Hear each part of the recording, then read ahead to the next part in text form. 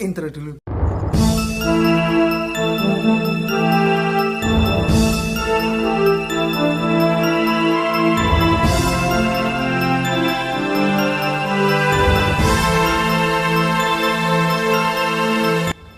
Halo, assalamualaikum warahmatullahi wabarakatuh. Jumpa lagi ya sama saya si Tenisi Deso. Gimana kabar sobat semua? Baik-baik saja ya. Oke, di depan counter saya ini ada bis guys.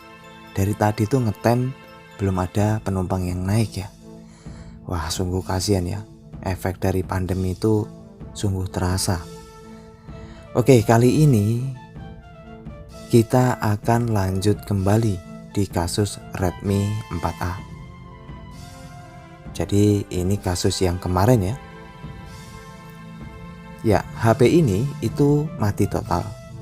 Bilang pemilik sih tidak tahu permasalahan ya. Setelah dicek, dibuka ternyata korosi dan dicurigai masuk air ya. Nah, untuk kasus masuk air itu yang sering diserang di IC power. Karena di IC power itu banyak jalur VBAT ya. Sehingga jalur VBAT itu rawan jika kena air itu akan konslet.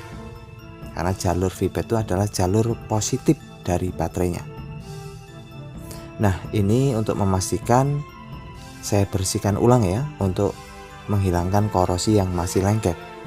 Dan kemarin sudah saya cek di power supply, ternyata sebelum ditekan tombol power dia ngangkat jarumnya di 0,1.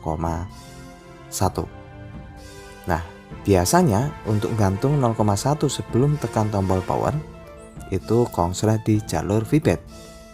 Di sini saya mencurigai IC power ya.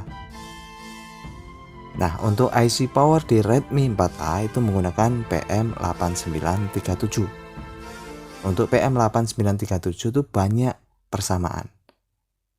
Dia ada di Redmi 3S, dia ada di Redmi 5A kalau tidak salah. Jadi banyak yang menggunakan PM8937.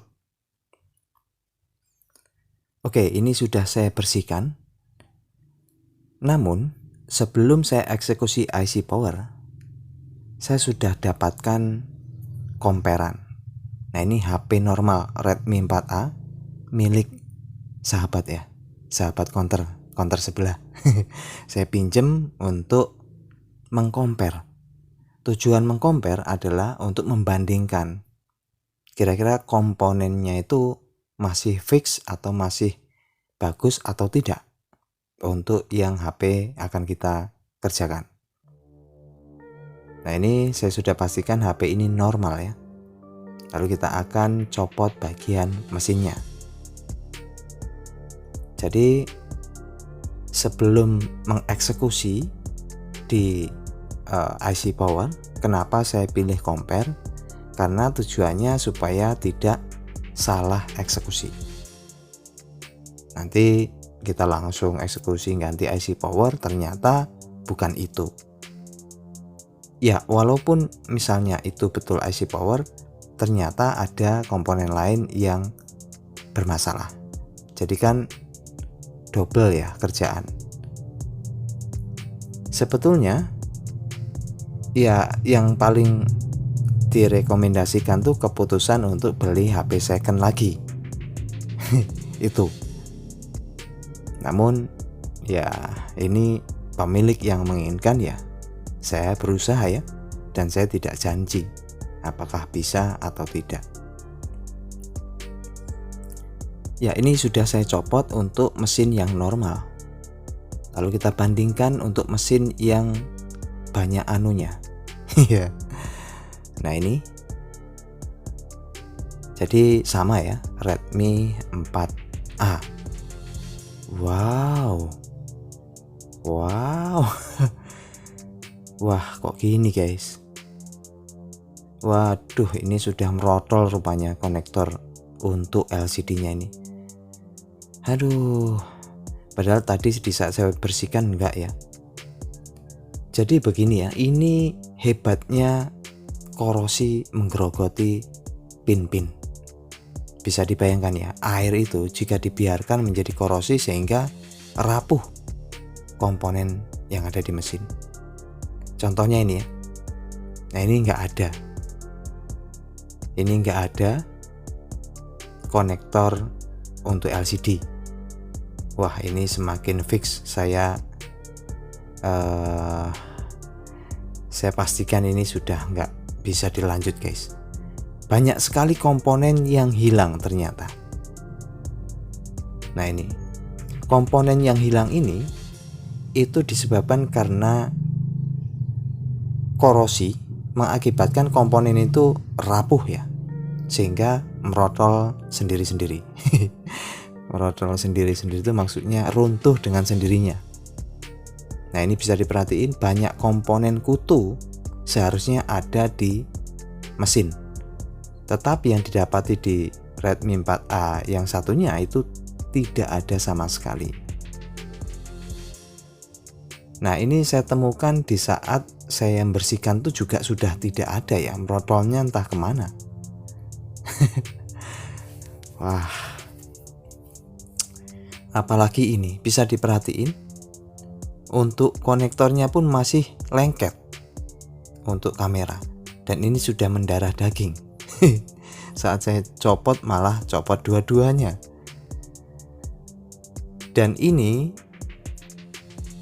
menggugurkan niat saya untuk mengganti IC power guys, karena sangat tidak worth it. Percuma buang-buang IC power, sayang banget ya. Jelas tidak ada pengharapan ya untuk di HP ini, karena banyak sekali ternyata komponen yang korosi dan merotol dewe-dewe. Runtuh dengan sendirinya. Wow, amazing guys. Oke, harapan satu-satunya tinggal LCD. Kalau baterai ini sudah nggak bisa ya, baterainya kembung. Jadi ya harapannya tinggal LCD. Kalau LCD masih nyala ya masih mending ya, kita bisa akalin beli mesin yang normal. Nah untuk memastikan, saya bersihkan dulu untuk bagian konektornya, dan ternyata wow, bisa diperhatiin ada tingkat korosi juga untuk di konektor LCD nya. Jadi kaki-kaki yang ada di konektor itu sudah gosong semua. Wah ini saya tidak yakin ya guys kalau LCD masih bagus. Nah untuk memastikan, saya akan coba cek dengan mesin yang normal. Saya ambil baterai dari mesin yang normal dan kita coba compare ya. Konektor LCD nya kan berbeda. Harusnya di konektor tuh ada kaki-kaki pin. Nah itu kan sudah gosong semua. Warnanya ditandai dengan warna hitam ya. Ya, untuk memastikan secara pasti, saya akan langsung cek dengan mesin normal. Dan baterai saya gunakan yang tadi ya. Kita sudah pastikan baterainya ada isi karena tadi sudah nyala. Dan ini saya akan pasangkan ke LCD yang X masuk air. Wah ini sangat tidak bisa dilanjutkan guys.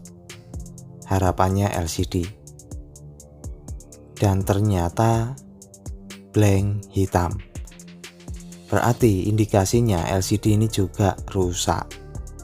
Aduh Pak D, lemes Pak D, Pak D. Terlalu banyak anunya ini Pak D. Wah. Jadi kasus ini close of the door. Karena nggak ada harapan guys. Dan kalaupun saya belikan mesin tadi, kalau LCD masih bagus saya akan belikan mesin saja ya yang normal. Berarti yang perlu disampaikan sama Pak D nya itu mending beli HP second lagi. Nah contohnya yang punya sahabat saya ini, counter sebelah ini kan yang saya pinjem ini kan, siapa tahu bisa ya ditawar kah. Saya belum menanyakan harganya berapa. Ya. Aduh. Wah, ini saya susun kembali Nah, ini saya nggak tahu Pak D-nya ini nonton atau tidak. Yang jelas saya sudah berusaha dan begini hasilnya. Padahal kalau dipikir ya memang lebih bagus tuh cari yang second ya. Mungkin di harga range 4,5 atau 500-an dapat. Dan ya sebagai contoh ya, kalau kita spesifikasikan, uraikan komponennya, cari mesin itu sudah 200.000. Itu banyak di toko online ya, mesin yang normal. Kalau tadi LCD bagus masih mending ya, masih bisa mengurangi budget pengeluaran. Namun ternyata LCD juga bermasalah, dan ini harga LCD yang termurah saya sertakan beserta baterainya. Kalau di total itu tidak worth it untuk dilakukan. Jadi yang mesti kita pahami, ini yang jelas kalau masuk air dibiarkan, beginilah akibatnya. Dan hikmah yang bisa kita ambil, jika sobat semua HP-nya masuk air, sesegera mungkin copot baterainya, bersihkan mesinnya, lalu jemur. Jangan direndam pakai beras ya.